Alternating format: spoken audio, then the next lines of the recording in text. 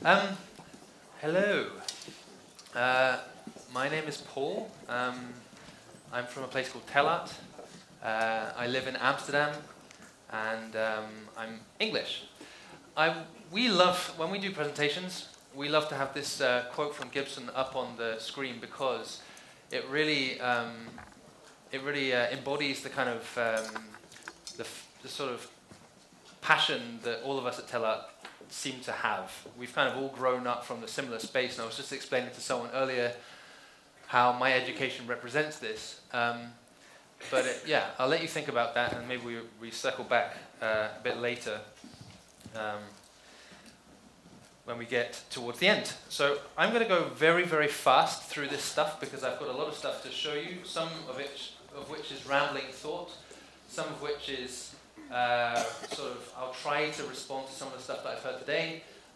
Some of it is about showing our work, which actually is really difficult to show, some of it, because I could talk for 2 hours about one project, and as could, of course, the other guys that we've seen today. But I've actually retitled this a little bit because, of course, we've been talking about it, but there's some key elements that I've heard of today that I want to get into, and the first one is experience. So there's a list of stuff that I'm going to try and get through, and I'm going to go very, very fast. But just so you know, these are the kinds of things that you're going to be hearing. A bit about myself very quickly. So I studied many, many years ago at a place called the Institute of Digital Art and Technology, which is part of the University of Plymouth. This was a course that combined technology and art. I was just saying how it was a kind of toss-up for me between that and architecture. And it's really interesting to think about how that works. These days, all of our lives are, of course, a mixture of technology and the real world, as Yeli said just the same. I then went on to do physical computing in an R&D role. This was a software development job in central London in an innovative little digital communications agency. Then I moved up the pecking order, as it were, in the communications world to go to Wieden Kennedy, which is a huge advertising firm who invented Just Do It for Nike, if you haven't heard of them. Then very, very cool place to work. They wanted me to do creative technology for them, which, of course, they had no idea how to do. So it was a very interesting thing to be writing TV ads and trying to get them to think about how to create immersive experiences with technology. And now I found Tellart, and Tellart is exactly what I wanted. Tellart is a perfect blend between technology and real-world experience, which is what my whole passion is about. We actually draw from our roots are in industrial design and information design, and our client base is really, really diverse, and actually really helps us when we're talking to a very specific audience like this, which is mostly museums, unless I'm wrong. But we also have product innovation, we also have marketing, we also have really out there clients that approach us for all kinds of weird stuff. So it's really nice to be able to bring insights from and traverse industries in this way. One of the first things I wanted to talk about was immersion and simulation.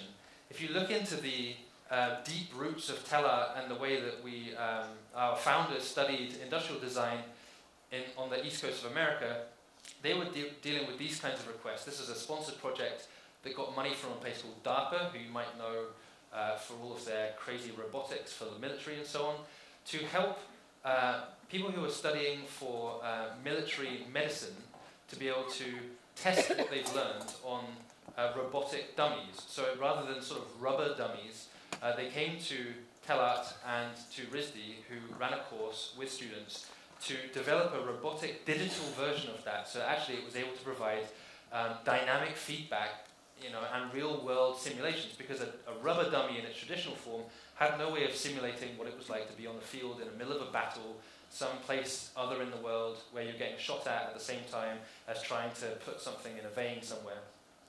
And for me, this is a really nice example of what immersion is about. It's about creating another layer, like a more real version, something which actually makes you really in the moment, like fully immersed in what you're doing, using all of your senses and so on. I'm going to start talking about images a little bit. Images, of course, are something that we all take for granted, we all work with on a day-to-day basis, but it's very useful to think about image because it's one of the most basic forms that we've taken for granted for so long as a means of communication. We really like this quote, which is showing, this is from, back in 850 from St. John of Damascus, talking about how images really were invented or devised to reveal something which is otherwise not perceptible by humans in their in a real life situation. And I really like that idea because, of course, you can convey things in an image which you can't convey if you're just standing in front of it. Images have a very particular set of properties that we can take advantage of. And in so thinking, you can imagine images as a very rudimentary technology. Of course, it is a technology just as the pen and the candle are technologies. But to work with technologies like images, even in their most basic, we need to understand how perception works. And this being a kind of simple model for how you can design to what people understand and how people understand and read images. We are trying to convey the idea of a cube, but we also know that an image of a cube is not really a cube, it's just two-dimensional. So how do we simulate a cube visually using signs to represent the idea of a cube in the mind of the beholder? And in doing so, we create this relationship of sender and receiver, and we take advantage of things like Gestalt principles to make sure that this unpacking is done in the mind of the visitor or the viewer through this process of encoding into image and then decoding into meaning. And when you think about images more generally, of course, when you are encoding information like this, and this is our information design roots, there's a huge amount of stuff that you can achieve just with simple images that you just can't achieve by showing an object by comparison. You can't make a cutaway on an object very easily. You can't create an exploded diagram of an object so easily. And of course, we've got a deep history of making images like this in different forms. The left side of this image is a medical drawing by Vesalius. I don't know if I said that right, but this is a very realistic, recognizable form of the human skeleton. On the right is an Islamic depiction of the human skeleton. Of course, culturally, they're not. It wasn't deemed appropriate to be representing beings visually like that, so it had to become abstracted. But what's interesting about this is that the right-hand image is way more useful for a surgeon because it actually depicts all of the information that we know, not what we see. You can't really see the different parts of the skull on the left-hand one, whereas the right-hand one, it's actually very informational. And the same is true here. Using image techniques that mix conventions, we can mix, for example, here, the Descartes image, the figurative drawing of the person. This is someone he's trying to explain hand-eye coordination. He's mixing the figurative image with the very abstract, illustrative image which shows how the eye works. And of course, we know that this isn't what a person looks like, and our eyes aren't vertically positioned on top of each other, but it's very useful to be able to convey that kind of invisible meaning that isn't normally present in an image. On the right-hand side, this is motion, of course, Muybridge, multiple images. We know that each one of these images doesn't have motion, but if we look at that set of images, we see motion. So that decoding in people's minds is very important. It's also useful to think about the power of adjacency when you're creating images. This was a very famous photograph that was used to sell in the idea of the fourth rail bridge before it was constructed in the 1800s. Because something that was incredibly hard to grasp, like how you could have two blokes lift their pal even when their arms are outstretched, could be conveyed very powerfully when you create an image like this, and this is what won them the gig. So this is very nice to think about. And when we talk about immersion, we're often talking about place and space. And maps, of course, are a big way of describing place. On the left is a map which was plotted by Chinese people who had to walk from grid to grid to try and figure out, because there was no way of going up into the sky when this was made back in the 1100s, where everything was in relation to itself, and making a map. On the right-hand side, this is Da Vinci looking out over Milan, thinking about how what his experience of Milan, how it plots onto a perspective and plan drawing. So representing experience in 2D is really possible in this way. But of course, like this is 1100. Today, we're not just contending with simple decoding of 2D images to represent meaning in this way anymore. We have this. This is a satellite image of the National Museum in Oslo, where we've been working over the last couple of years. But on top of this image, we have the street view. We have points of interest. We have pictures taken by the public. You can zoom into one of these pins and have a look at what they saw. You can go into street view. You can go inside the museum and see all of the paintings hanging on the wall. This is the camera that they were using to make these kind of images. And then you can see the paintings themselves, and you can zoom right into them and see brushstrokes. And so people have a much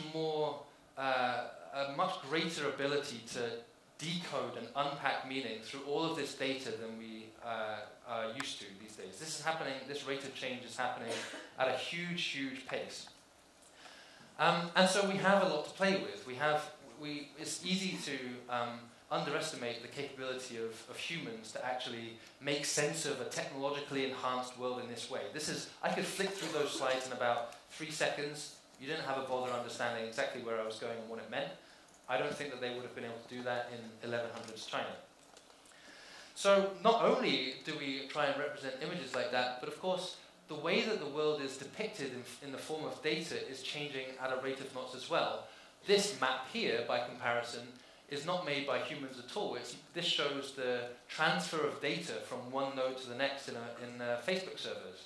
And you can see very clearly that it's the world, right? So actually computers are getting to understand the world at that scale just the same as we are. On the right-hand side, it shows how a Roomba is navigating a living room. Roomba is one of those robotic vacuum cleaners that zips around under your couch and whatever. And this is the path that it makes as it's learning where things are.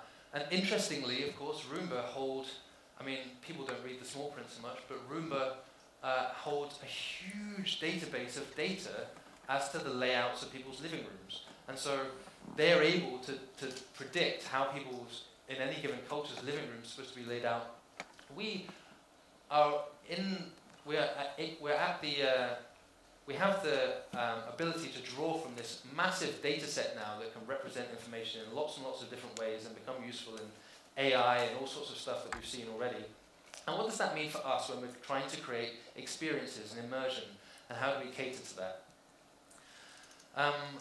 We heard earlier about an expectation economy earlier. It's interesting to think how this availability of information now has led to an expectation that we are entertained all the time. Like entertainment and marketing and being entertained while being marketed to is actually a big part of all of our lives and our work, of course.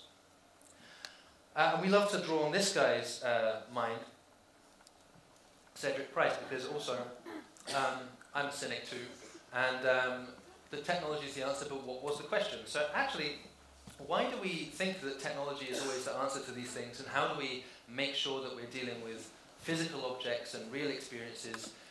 For example, if you're talking about immersion, isn't it true that when I take a walk in the Finnish countryside somewhere, that I am at my most immersed?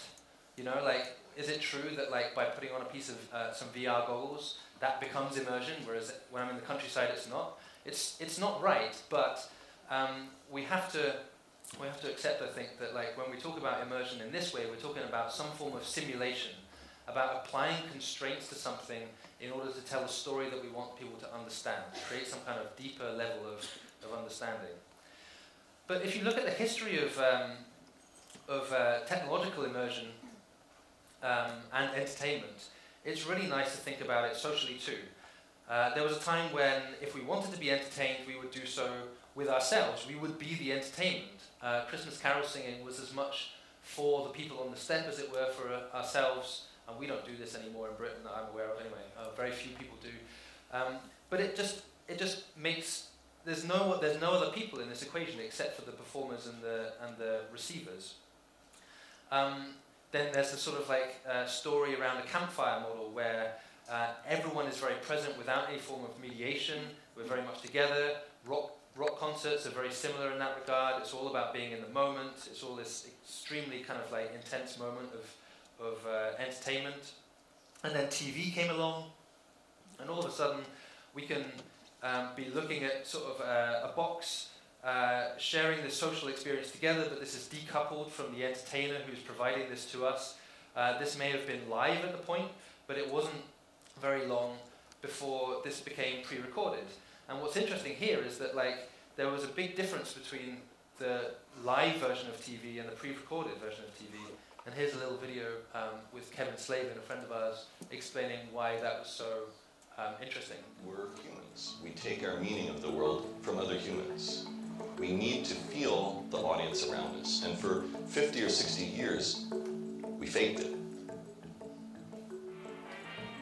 Television starts with some people doing stuff on a stage, and there's an audience who's looking at it. And then there's this other audience that's at home that's sort of seeing the signal of an audience watching something happen. In a way, it's just theater at a distance. And that's all well and good until the invention of a couple of technologies that allow us basically to pre-record. And it allows us to tell these much more complex stories than we've ever had before. But it also meant that people who were watching television at that time started watching something that they'd never really seen before, which is a form of entertainment that didn't have an audience around it. The idea that there could be something that was meaningful without an audience to make it meaningful was so strange. And it was this enterprising audio engineer, a guy who'd been doing sonar and radar in the Navy named Charlie Douglas. And he had this really kind of crazy idea. He invented a machine called the laugh box.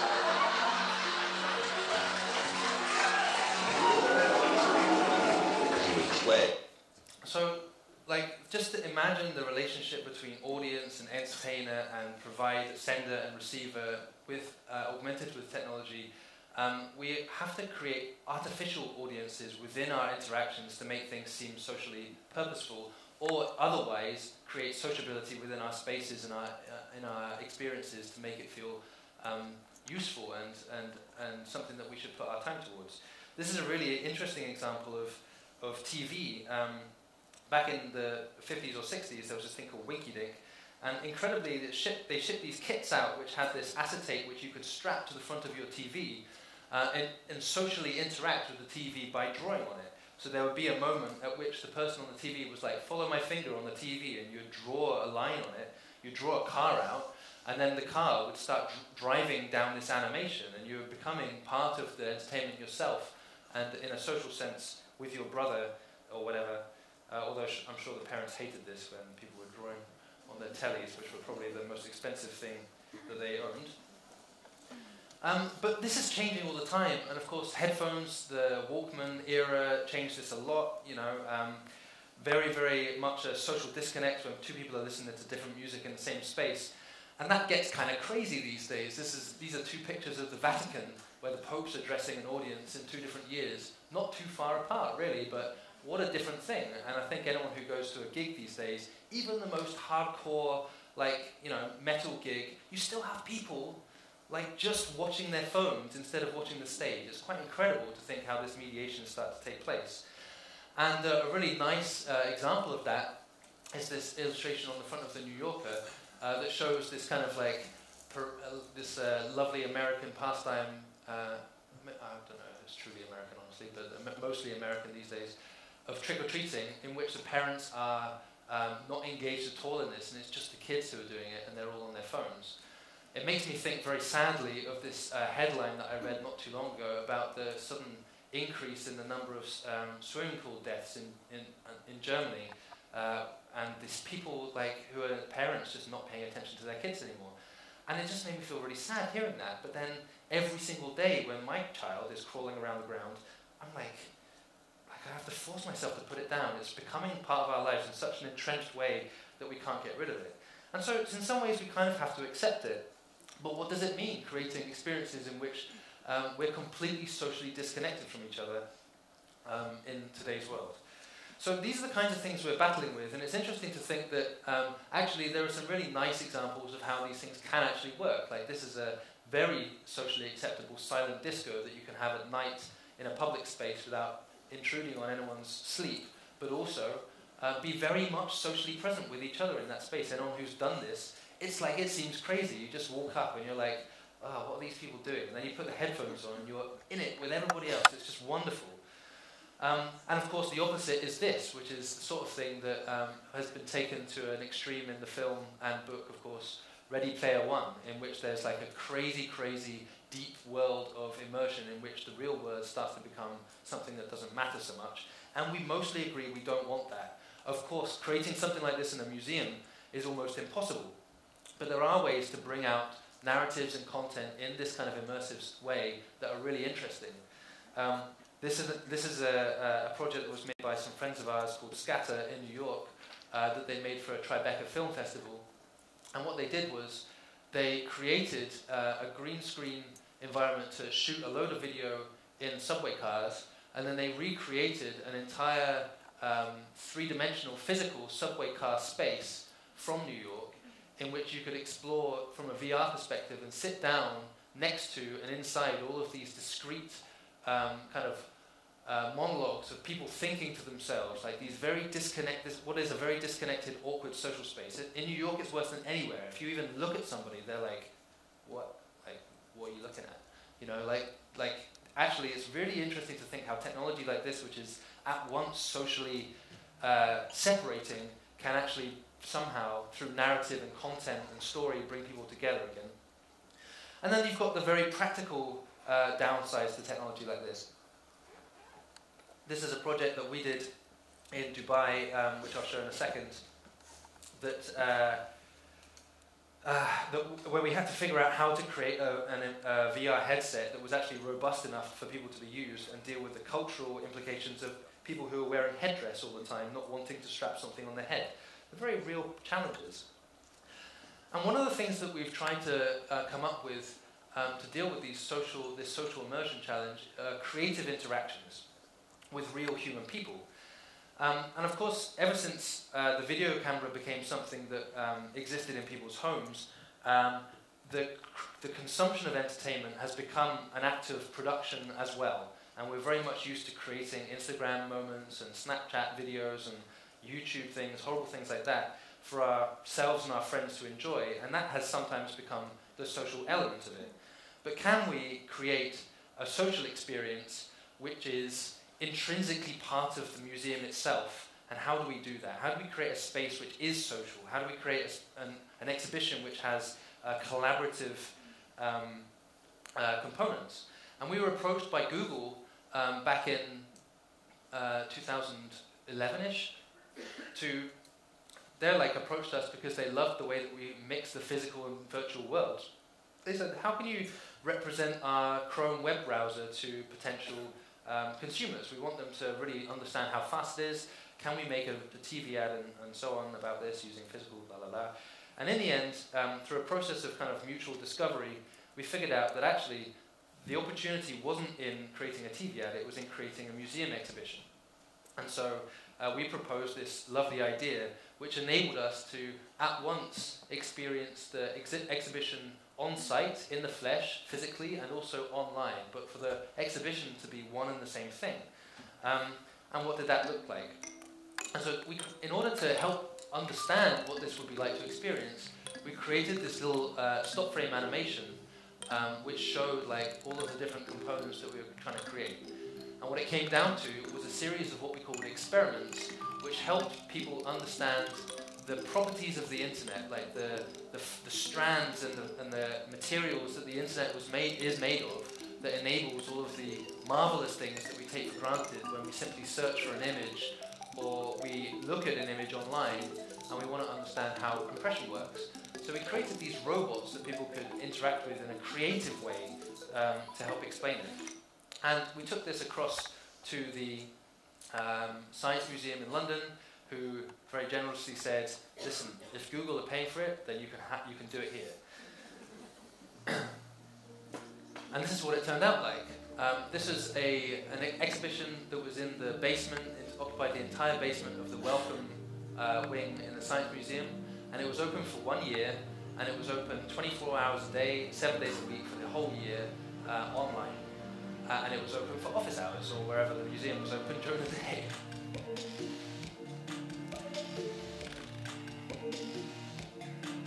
So this used lots of physical components that were actuated with bits of robotics and motors to really bring to life these creative experiments that we wanted people to take part in, and in doing so, help them participate in the experience and construct the meaning that we were trying to convey in their own minds through a creative experience.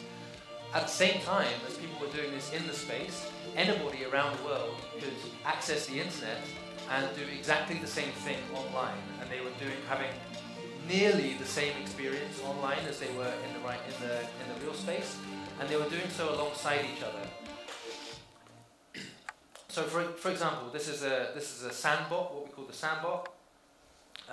This is something that was drawing people's faces in the sand, and it started with an experience a bit like this, where you had a guy whose face was captured, and then it was analyzed.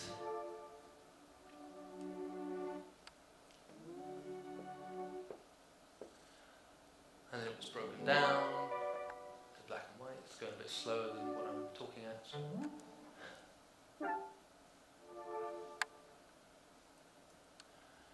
And then it became vectors, and then it was drawn online. So they got to see how the image was encoded and decoded in that sense.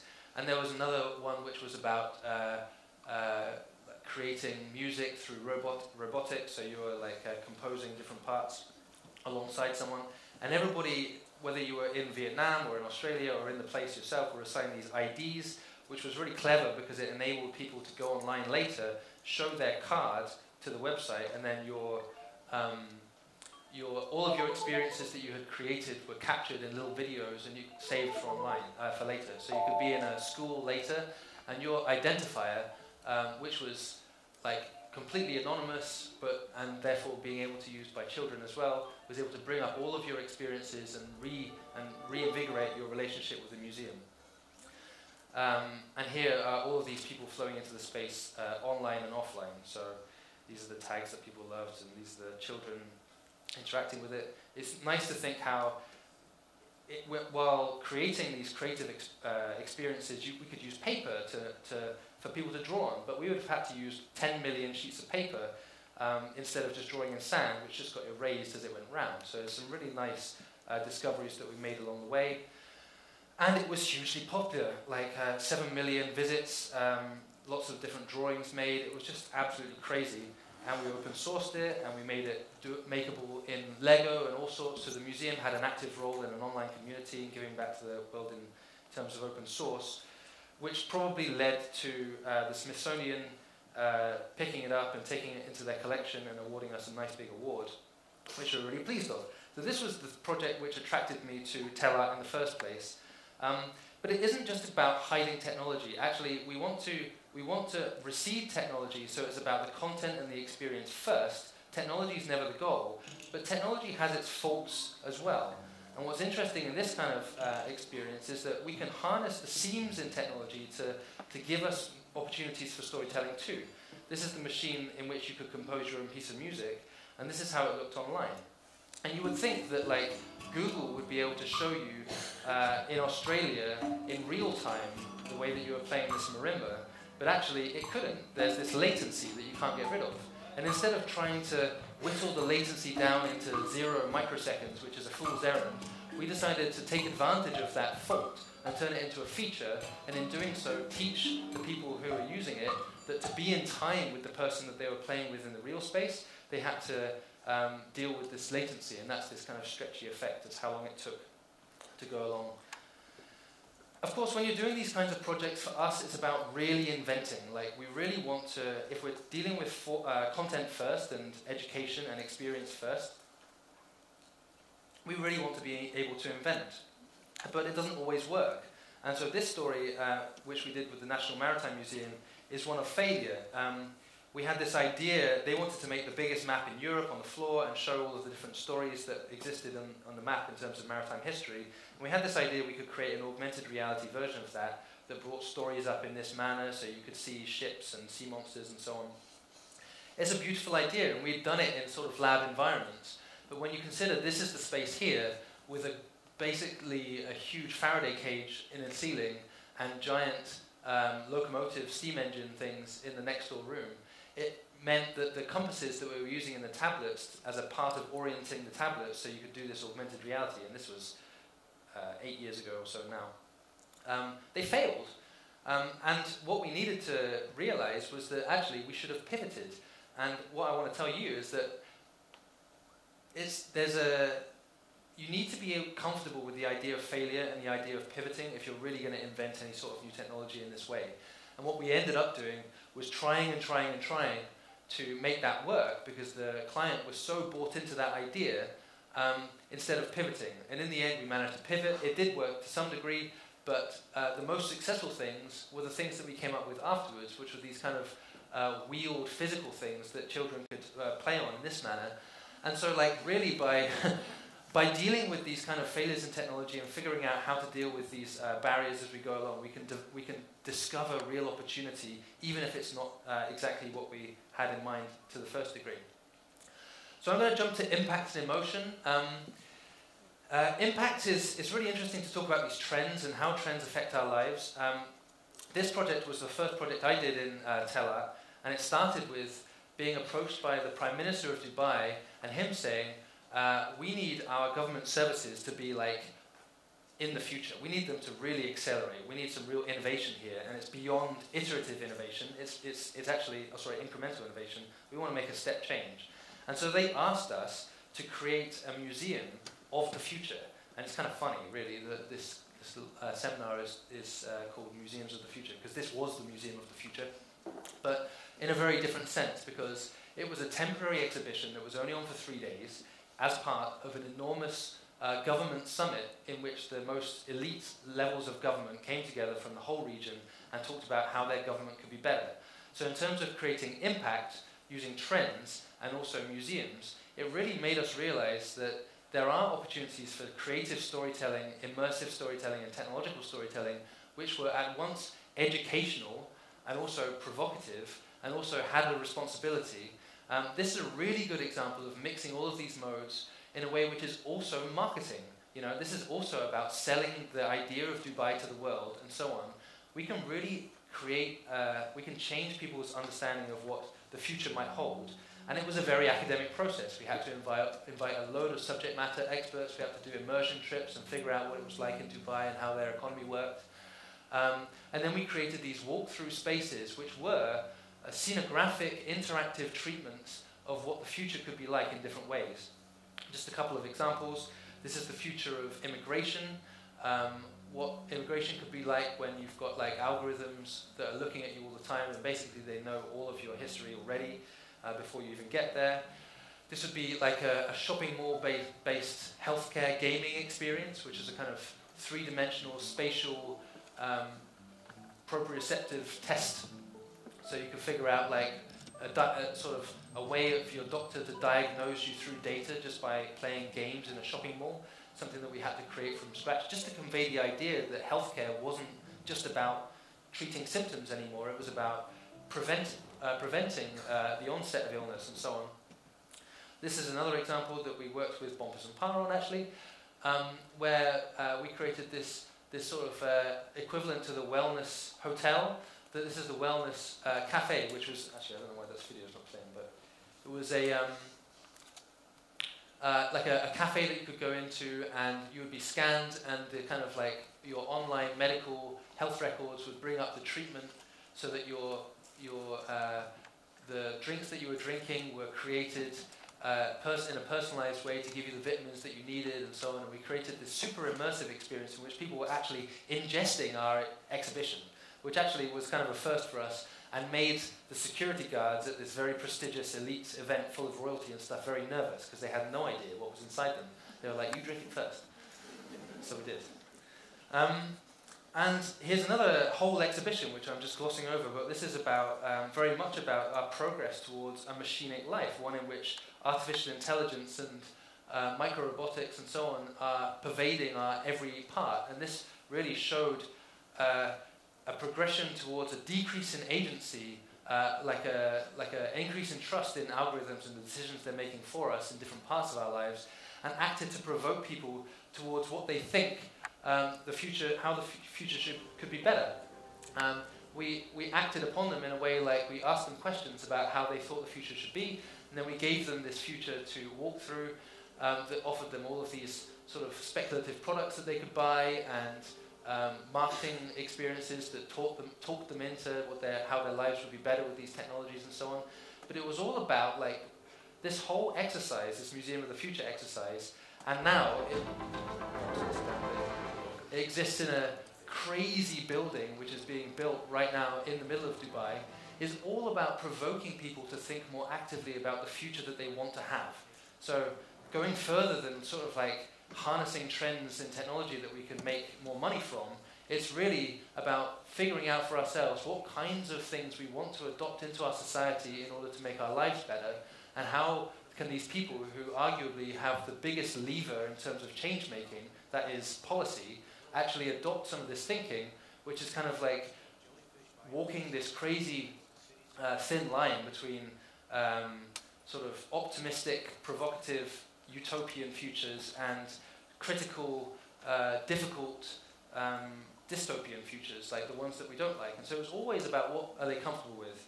And here's another one about sustainability, accepting, for example, that climate change is going to happen.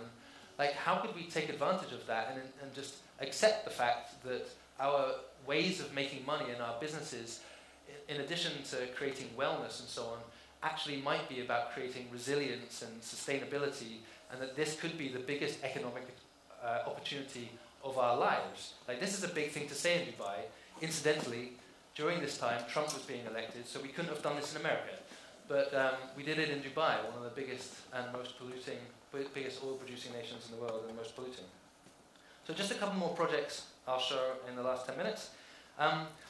This last project was all about creating a visceral reaction, that is, immersing people in a story which they could react emotionally towards. How do I feel about my children existing in this future?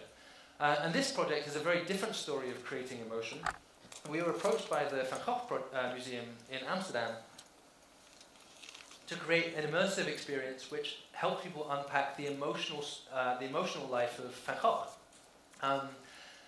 So that was a really interesting challenge. They didn't want to have any artwork at all. It's a traditional art museum wanting to create an exhibition which had no artwork in, that talked about emotion. Really interesting challenge. And it started with no technology, instead a very, very detailed map of what we understood were the major events in his life and what his emotional trajectory was like during this time.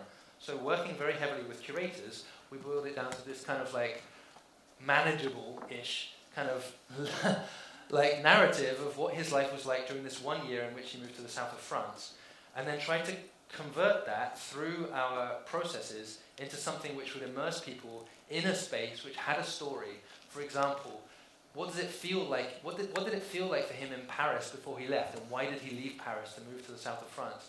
Well, it felt enclosing, it felt restrictive, it felt suffocated by the walls and the intensity and all of the people and so on. So we created a space which has walls which lean in, and it makes you feel uncomfortable, like you want to get out. And then when he got to the south of France, he was really inspired by all of the lush greenery and the sunflowers and the wide open spaces and the sunlight and the gleaming colours of the summer. And so how could we create an emotional experience of that?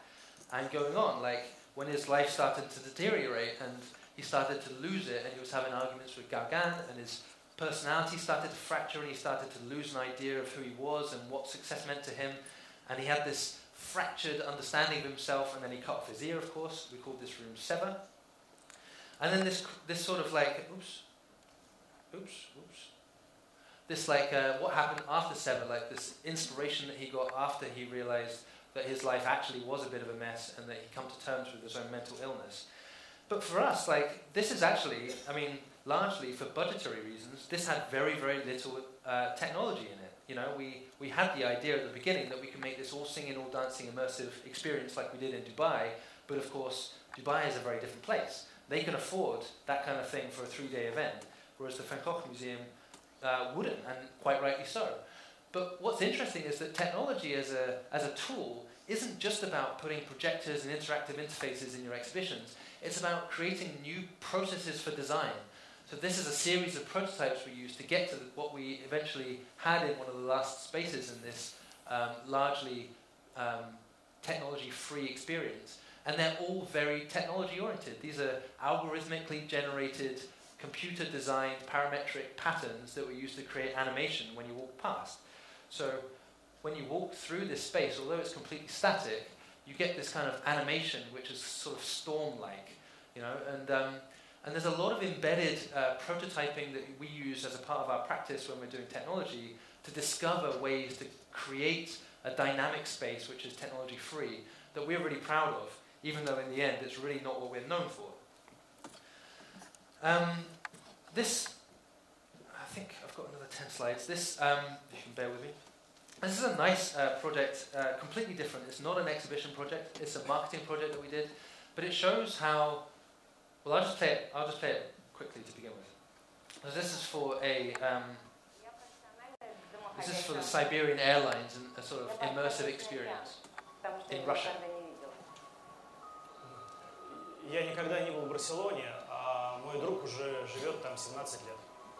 Когда я думаю о Риме, ну, первым делом представляется картинка Колизея.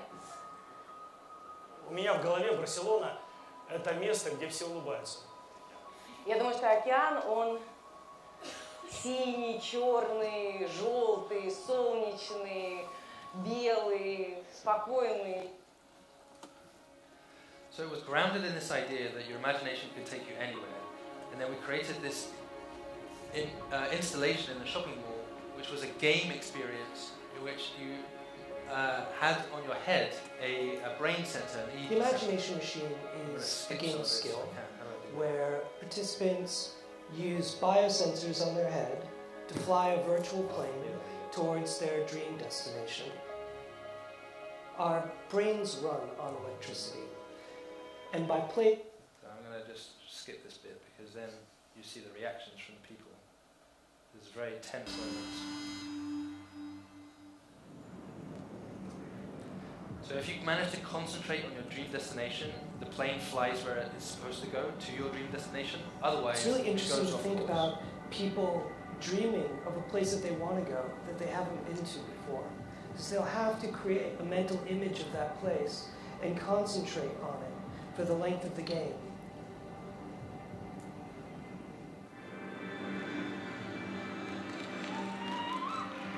Представлял Барселону, представлял Испанию, представлял этот особняк, где живет мой друг Андрей. В какой-то момент подумала о том, что мне сегодня надо еще молока купить там, и тут все пошло коту под хвост. Я в абсолютном шоке, просто я не верю. И выиграл билет до Лондона и обратно. Затем они верят. So what was nice about this one is that, again, for us, technology isn't about, I mean, yes, there is a kind of gimmick in using a device like this in a shopping mall, but in the end, it doesn't matter at all what these people were thinking about. They could have been thinking about milk the whole time, actually. It made no difference whatsoever, because this was about concentration and relaxation. But really, when you couple technology with a really strong narrative, and you have the build-up and the scenography that supports that, it can create a very emotional experience. And it's kind of somewhat deceitful, but it's true.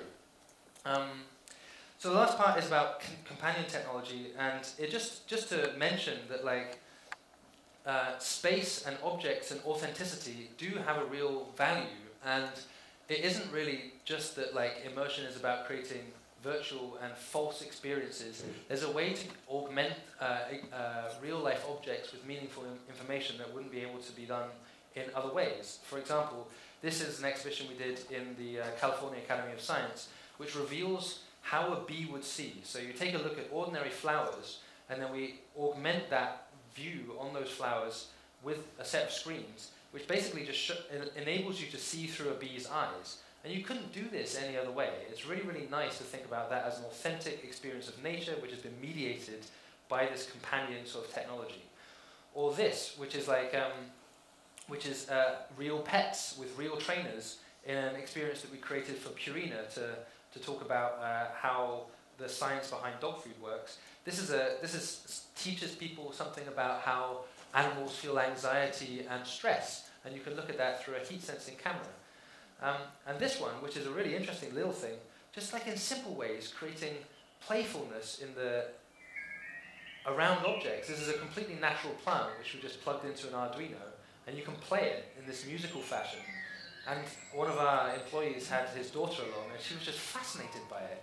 You can create these really fun little moments with real objects just by augmenting them with technology.